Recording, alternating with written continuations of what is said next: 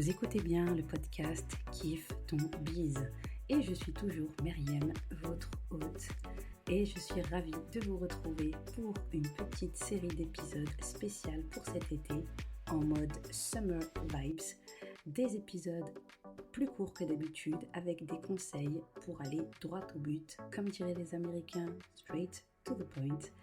Je vous conseille d'attraper votre cocktail d'été préféré avec quelques glaçons, si vous êtes de la team glaçons. Et c'est parti pour l'épisode du jour, donc, de cette saison Summer Vibes.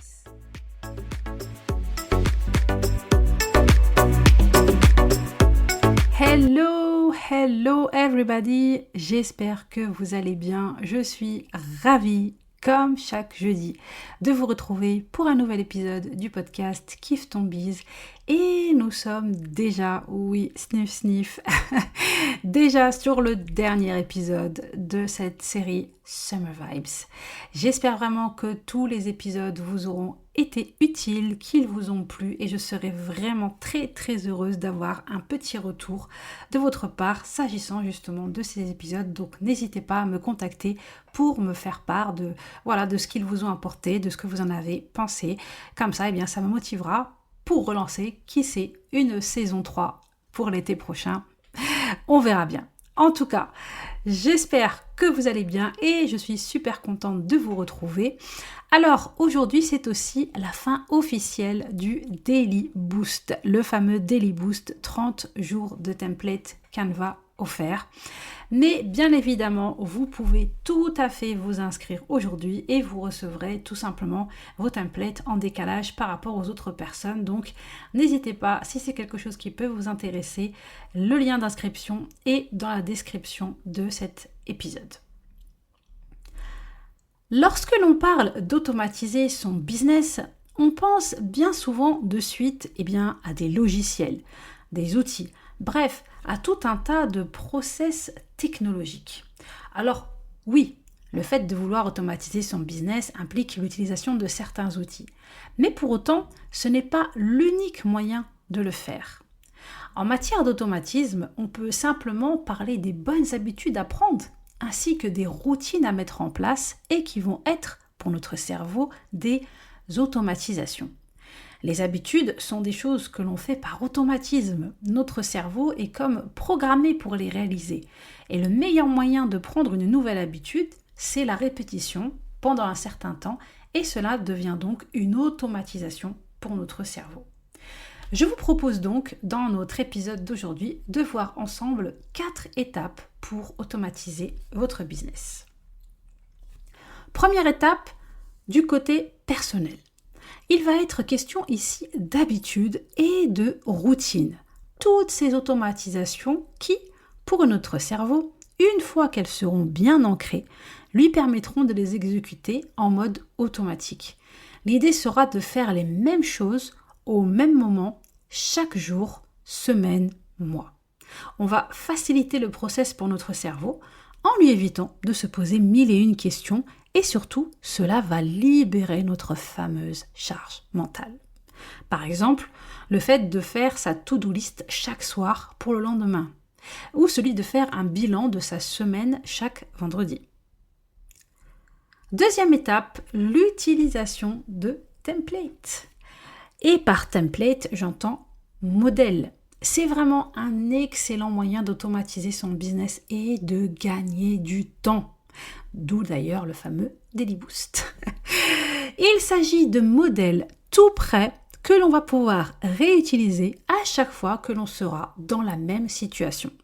On peut préparer des templates de réponses, des templates de devis et factures, ou encore les plus connus dont je vous parle tout le temps, des templates pour vos réseaux sociaux en passant par un outil comme Canva. Ainsi, on a juste à adapter le template tout en évitant d'avoir à chaque fois à repartir de zéro.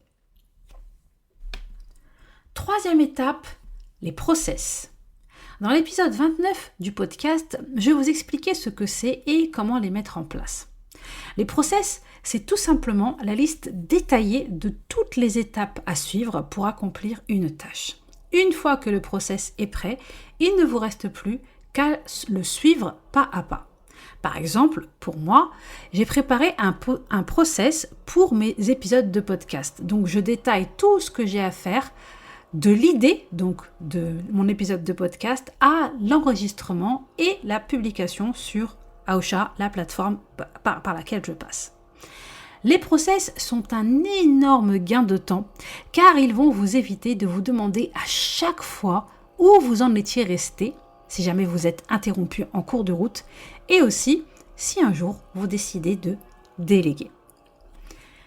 Et enfin, 4e étape, oui, on y arrive, les outils. C'est le côté technique, celui auquel on pense instantanément quand on parle d'automatisation, comme je vous le disais au début, et pour cela, il y a bien évidemment l'utilisation d'outils. On pense par exemple à Zapier, qui permet de mettre en relation différentes plateformes entre elles, mais aussi les autorépondeurs pour programmer vos newsletters et les envoyer donc en automatique. Les nombreux outils de programmation de posts sur les réseaux sociaux, tels que Later, Buffer ou même Canva. Sachant que, depuis quelque temps, on peut programmer directement nos posts sur Instagram. Calendly, qui va vous aider pour la prise de rendez-vous. Pas besoin de rester à échanger 15 000 messages avec une personne pour arriver à convenir d'une date et d'une heure pour un rendez-vous. Ça se fait directement sur Calendly. La personne réserve le créneau qui lui convient et c'est fait. Ensuite, nous avons Stripe ou PayPal pour les paiements récurrents. Ça, voilà, c'est la base de la base. On met ça en place. Quand une personne va vous acheter un de vos produits ou un de vos services, eh bien, elle paye, tout se fait en automatique et vous n'avez rien à faire de votre côté. Et on peut encore aussi citer des outils tels que Trustpilot ou encore HubSpot qui, eux, vont vous aider à récolter des avis clients. Bref, il s'agit seulement de quelques exemples et bien évidemment, comme vous vous en doutez, la liste est non exhaustive car il y a de nombreux outils dont on peut disposer pour automatiser son business de nos jours.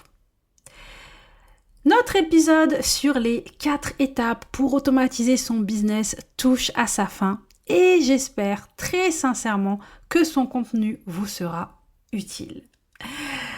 Et bien voilà, donc c'est la fin. Je clôture avec cet épisode de cette nouvelle saison donc de cette série Summer Vibes. J'ai été très très heureuse de vous préparer ces épisodes. J'espère vraiment qu'ils vous auront été utiles, que vous avez kiffé. Et eh bien, si c'est le cas, on remettra ça l'été prochain si c'est possible. En tout cas, moi, j'ai pris beaucoup de plaisir à les préparer pour vous et vraiment, j'espère que le contenu vous sera utile.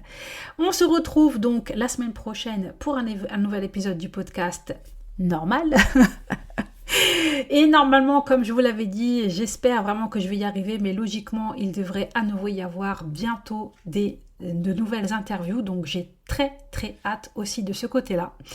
En attendant, eh bien, puisque nous sommes déjà le 31 août, au moment où vous allez pouvoir écouter cet épisode, nous serons le 31 août, eh bien, je vous souhaite une très bonne rentrée.